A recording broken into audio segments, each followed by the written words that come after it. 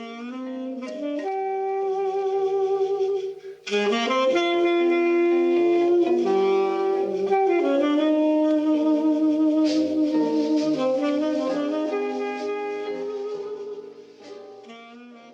right, today we're going to head to Edgewood Senior Living, use their kitchen to whip up some homemade corned beef hash and eggs with toast. So join us here on It's Only Food. According to Wikipedia, hash is a dish consisting of diced or chopped meat, potatoes, and spices that are mixed together and then cooked either alone or with other ingredients such as onions. The name is derived from the French verb hacher, which literally means to chop.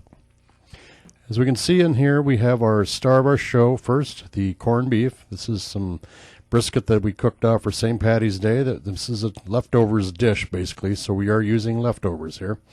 Then, of course, we've got some potatoes that we used from probably another meal that we served here. We've got some baby reds and some baked potatoes in there. One bell pepper, red, one yellow onion that we will chop up and throw into this marvelous dish. So there's a list of all the ingredients and what they look like before we start putting them together. What we'll do now is we'll go and take our onion, peel it, and start to mix this in with the other ingredients. Take the ends off and the skin. And we're just going to chop it up nice. Keep all the vegetables and the meat and the potato kind of the same cut. We want them all to kind of be unique and uniform, so they all cook at the same time. And here we add our color and our flavor with the red pepper. Take the seeds out unless you want the seeds in. And then again, we're just going to give it a rough chop. I had a chef called Dave Quanbeck. He taught me how to cut vegetables and things when I was coming up in the business. He says if you want it to look homemade, you got to cut them a little bit bigger. Otherwise, they look institutionalized or done by a machine. So if you want your food to look homemade, give it a little bit bigger chop. That's always good advice. Thanks a lot, Chef Dave. I appreciate that, too. Then we're going to add these to the bowl with our not our ground beef, but our corned beef, cooked corned beef, and our onion. Next, we get our potatoes. This is kind of the star of the show, too. This is what hash actually is potatoes. These are baby reds, like I said, or baked potatoes that I had left over from a meal. We're also putting the flavors that are into these. We got some fresh thyme and rosemary on these, so this will add a little bit of flavor to our dish too, and increase the flavor profile to make it a really, really good meal. I've got about 1.5 pounds of these potatoes. I'm just going to cut up, dump them right in here with the other ingredients. What we'll do now is we'll add a little salt and pepper. Oh, mix your ingredients up first. I know this screams, oh my gosh, when you see people using their hands in this industry anymore. But I have used a thing called soap and water to wash my hands. So I'm going to add a little oil, a little salt and pepper in here. And then again, we're going to incorporate all these ingredients together, mixing them thoroughly so they can all cook and join in on the merriment of this meal. So we're going to start cooking.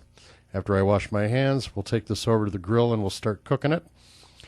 Put a little oil down on your grill. Make sure your grill's on and it's hot.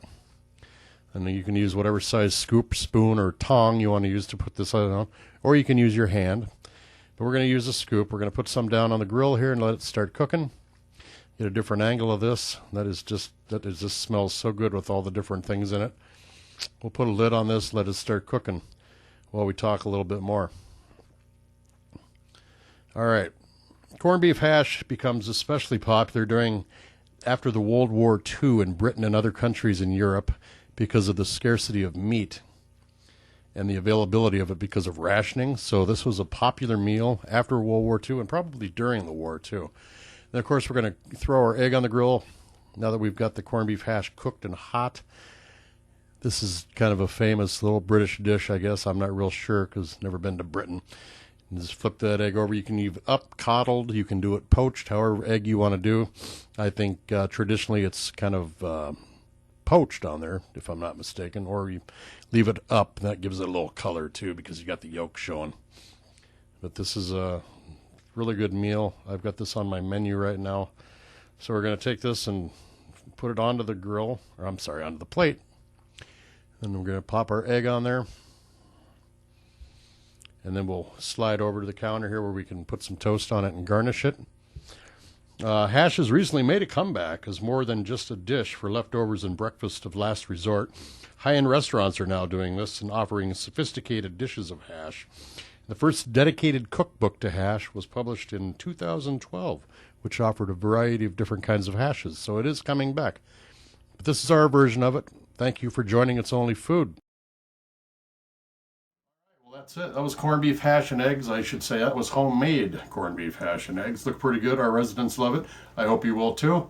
One thing I've learned from all the comments and stuff that we've gotten from our page and our show and our channel is that they would like to see more of the recipe. I never really do a recipe breakdown of everything that's supposed to be in the, hey buddy, what's up? We'll have Kat on next show, of everything that's supposed to be in the list of ingredients. So we're going to start doing that too. Just want to give you a little background on what goes on in It's Only Food.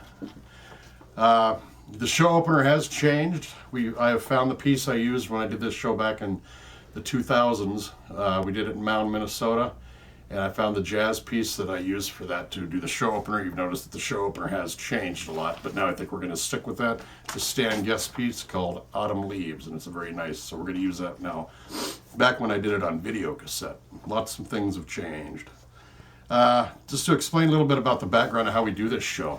From the opening of the B-roll that's shooting with the camera, all the shots we get of the kitchen and the food and everything else, I take it and I put it onto the computer from a little chip, of course, it's in the camera, and then I take all that information and I break it down, choose which scenes I'm going to make, cut those scenes, edit those scenes, put it on a little thing we got on the computer. It's called Movie Studio that we use, and then I write the content for what we're going to say, and then I read it into this microphone, trying to do the voiceover for all what goes on. You can't really see what's going on here because it's not on, but I'm not going to worry about that.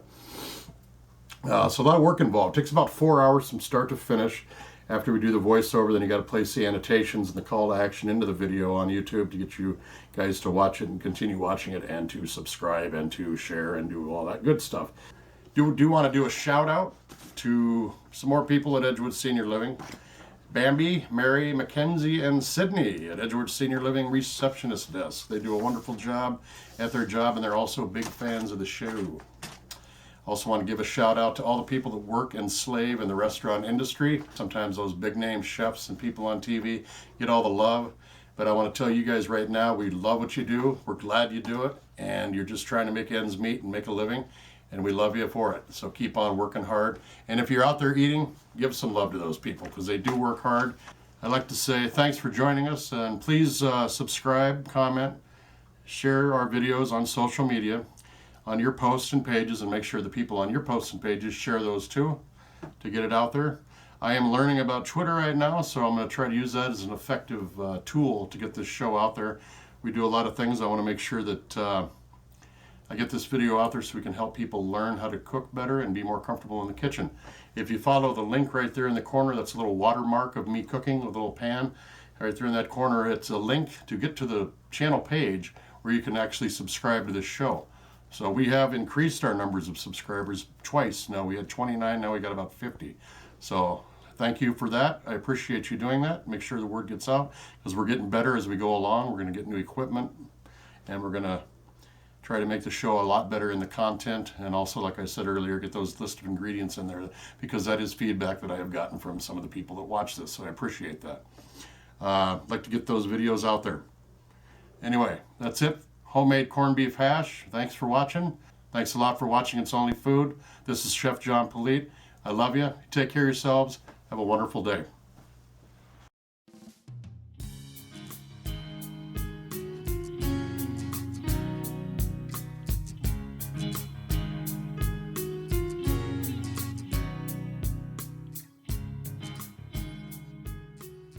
Kitty, kitty.